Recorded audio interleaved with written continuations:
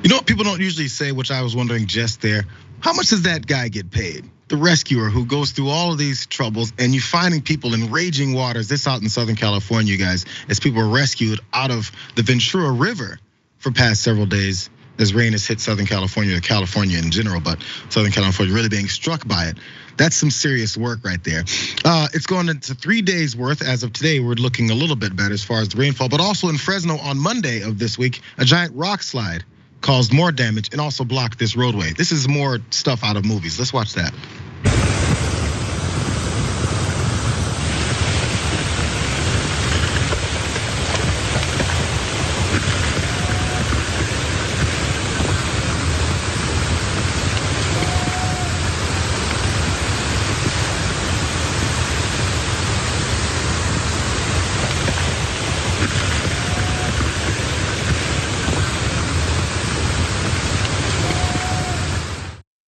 Crazy how the cameras are just ready to capture the things as they happen.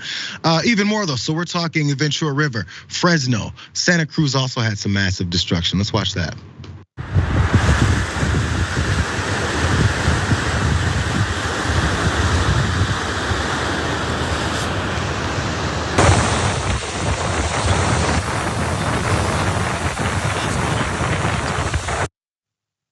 One more disaster movie clip. This up in San Francisco in the Bay Area as well. People were found themselves trapped as these flash floods happen. Again, flash flooding being immediate. No one really seen it coming, although there were warnings. But how do you collect everything and get the hell out of this as fast as possible? Watch that.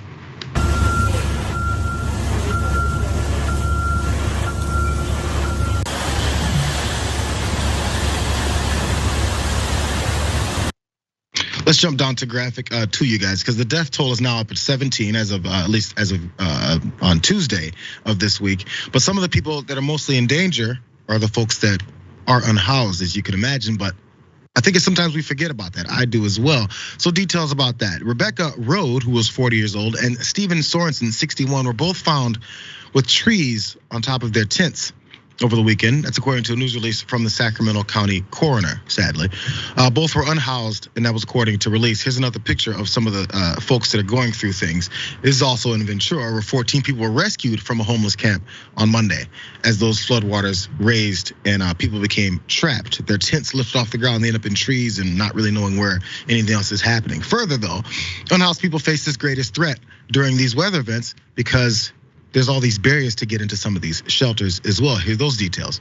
Those barriers can include shelter policies on whether partners and pets are allowed, how many bags and personal belongings an individual is allowed to bring, and how long someone has lived in the area. That's what Alex Vysotsky said, who's a senior California policy fellow at the Alliance. More, he said, if you're choosing between letting people drown because they're on a riverbed, then letting them in the shelter because they have more than 1 or 2 bags of belongings, that's a problem, he pointed out. So it's not Trey, it's not just the rising floodwaters, it's not just the destruction of houses and property and cars getting flipped into accidents and people being trapped like that. Sometimes we then also forget, because many folks see the unhoused folks as such a nuisance, but they're getting swept into many of these waters. What are your thoughts on what went down though, bro? I mean, I feel like it's always the people, who are struggling the most who then get hit or hurt the most by any kind of, disaster or any sort of travesty. It's just how it always goes. It's disheartening, but it's not really surprising, despite how upsetting it is. But as far as like the floods, I've lived in LA for almost 6 years now, but I still don't have a good sense, like on a long-term scale, how like atypical or whatever this type of thing is, you know what I mean? Because I want to jump right to like existential dread regarding the planet and stuff like that anytime I see more of these weather stories, especially when they're extreme, but I don't really have a sense of how out of line this is for the rainy season in California. But it seems to be beyond the pale to me, and not not loving it. Not loving Trey, the I've been reality we here live in. since 1998, and I'm still catching up on exactly how this happens and how often and why. Even as of just last year, there was another story about the flooding in Southern California, and I didn't realize the ground. I was like, bro, we need the water. It seemed like a 2+2 equation to me. Right. But the water doesn't absorb it. There was some experiment where they put the water because of the drought. The ground just doesn't absorb it fast enough, and it's sitting on top of basically more concrete is what the end result is. Oh. And then things like this happen. See, you see what I'm saying? Yeah, I didn't know that either. No, I guess that makes sense. Well, it's like you said. Like typically when it starts raining, I'm like, oh, good. This is a good thing because we don't ever get any rain out here, and Earth likes rain. Rain equal good, But then it just keeps coming, and eventually rain equals bad. It might be reductive. I'm not sure, but yeah. No, but see, like we mentioned, you're from Tennessee. I'm from St. Louis, and floods happening there. We knew what was going on. The river is overflowing, but the levees then broke, or we've breached. We know what's happening. This seems a little bit different. Hopefully, there's a way we can put a grasp on this. I'm sure the emergency orders were put out, and hopefully enough lives were saved. Hopefully, we're getting to the clear as well.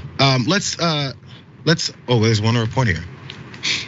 Oh, the amount of rain here. This was just added, told to me. It's 400 to 800% more rain than normal. It's according to CNN. That's how much we got, because the rain we get is usually about 1%. That's a lot more. It's a whole lot more.